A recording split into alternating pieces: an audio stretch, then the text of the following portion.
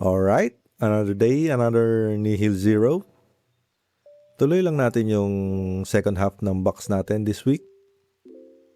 Tingnan natin kung 8 out of 15. So, tingnan natin yung 7 hollows kung ano pa yon. First pack magic. Seal na napaka-cute. Furfro. And, uy, Dedenne.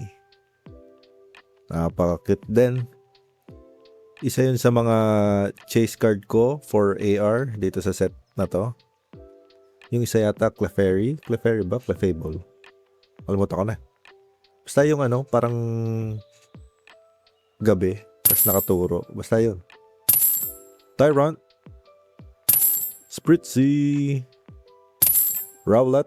And Shaymin. Ganda sana kung may ano nun. May holo. Or reverse. Last pack magic na.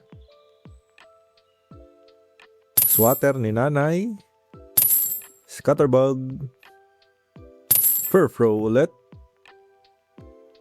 Shinx. And Dugong Hollow. So ayun. 5 holo na lang for this week. Siyempre, meron pa tayong Jollibee.